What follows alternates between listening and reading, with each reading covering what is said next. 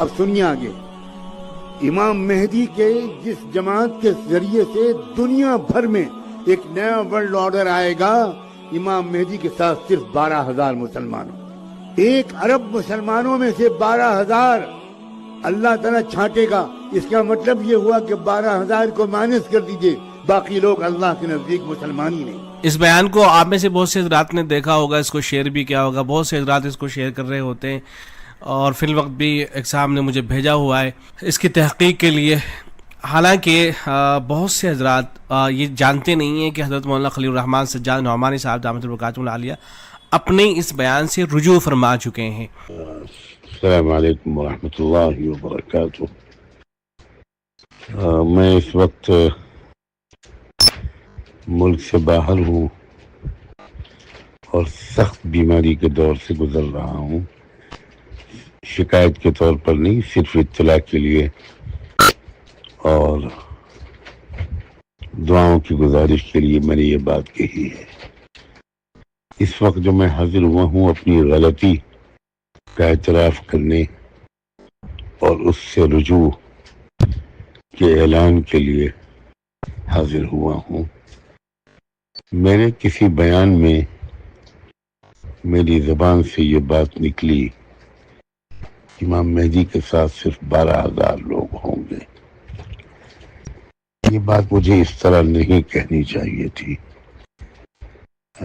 امام مہدی کے ساتھ جو لوگ ہوں گے ان کی تعداد کے بارے میں متعدد قسم کی روایات آئی ہیں، اس لیے ہمارے اکابر علماء تعداد کو بیان نہیں کرتے۔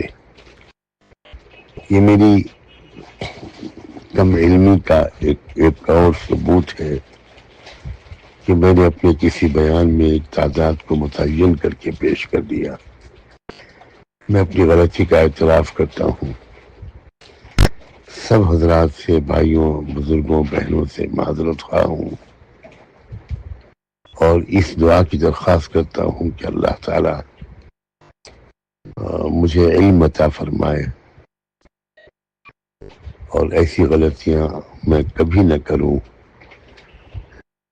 اس کی مجھے توفیق عطا فرمائے۔ جن حضرات نے مجھے میری اس غلطی پر متنبہ کیا، میں ان کا بے حد شکر گزار ہوں۔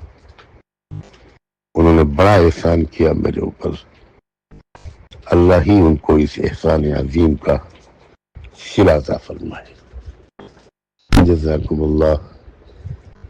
جو حضرات اس کو سنے میرے میسج کو، اگر وہ اس کو زیادہ سے زیادہ عام کر دیں تو مزید احسان ہوگا۔ فی امان اللہ۔ السلام علیکم ورحمۃ اللہ وبرکاتہ۔ جن حضرات نے اس حوالے سے توجہ دلائی تھی ان میں ایک نام شیخ طلحہ کا بھی ہے۔ شیخ طلحہ جو ہے وہ شیخ عبدالفتاح غدار رحمۃ اللہ علیہ کے شاگرد ہیں، اور احادیث کی تحقیق پر بڑا عمدہ کام کر رہے ہیں، ماشاءاللہ سے بڑی عمدہ ان کی تحقیقات ہوتی ہیں۔ تو ان کی یہ تحریر ہے، میں اسے بھی پیش کر رہا ہوں چونکہ اسی مضمون سے متعلق ہے اور مفید باتیں اس کے اندر ہیں، تو اس کو بھی دیکھ لیا جائے۔ تو ان سے یہی سوال کیا گیا تھا کہ یہ بات کہی جا رہی ہے، سوشل میڈیا پر عام ہو رہی ہے کہ حضرت مہدی کا جو لشکر ہوگا اس میں تعداد جو ہوگی مسلمانوں کی محض 12,000 ہوگی، تو اس کی کیا حقیقت ہے؟ تو اس کے جواب میں انہوں نے لکھا تھا کہ یہ بات درست نہیں ہے، کیونکہ جو لوگ حضرت مہدی کے ساتھ ہوں گے ان کی تعداد میں روایات میں بہت زیادہ اضطراب ہے۔ شروع میں کم ہوں گے، جیسا کہ بعض روایات میں بیعت کرنے والوں کی تعداد 7 بتائی ہے، پھر یہ تعداد اہل بدر کے عدد تک پہنچے گی تقریباً 313۔ پھر جیسے جیسے ظہور کی خبر پھیلے گی تو ان کے متبعین کی تعداد میں اضافہ ہوتا چلا جائے گا۔ 12,000 والی روایت کو مختلف کتابوں میں دیکھا تو اس کا خلاصہ یہ نکلا کہ یہ اس لشکر کی تعداد ہے جو سفیانی کے تعاقب میں بیت المقدس کی طرف روانہ ہوگا، ورنہ یمن سے 70,000 کے آنے کا بھی روایات میں ذکر ہے۔ بہرحال ایک بات سمجھ لیں کہ حضرت مہدی علیہ السلام کے بارے میں زیادہ تر روایات ضعیف ہیں یا من گھڑت ہیں، اس لیے بہت زیادہ تفصیلات بیان کرنے میں غیر معتبر روایات پر استناد ہوگا۔ یہ بھی قابل اصلاح ہے کہ بعض واعدین مستقبل کی بعض باتیں اس طرح تفصیل سے اور تمام تر جزیات کے ساتھ پیش کرتے ہیں گویا کہ آنکھ سے دیکھے ہوئے حقائق ہو، حالانکہ ان کا مستند ظنی اور ضعیف روایات ہوتی ہیں، یا نعیم ابن حماد کی کتاب الفتن۔ ہاں اتنی بات درست ہے کہ لوگوں کو مستقبل کے خطرات سے آگاہ کیا جائے۔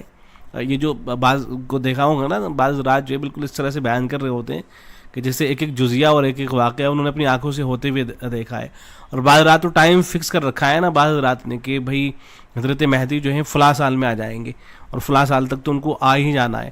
بعض رات تو 2024 ہی میں حضرت مہدی کی آمد کا ذکر کر رہے تھے، بعض رات 25 میں ذکر کیا کرتے ہیں، لیکن جس سال نہیں آتے ہیں پھر وہ 5-10 سال اور مزید بڑھا دیتے ہیں۔ تو یہ جو اس طرح کے دعوے کیے جاتے ہیں، تو یہ دعوے اس طرح کے ہوتے ہیں کہ ان کی کوئی بنیاد نہیں ہوتی ہے۔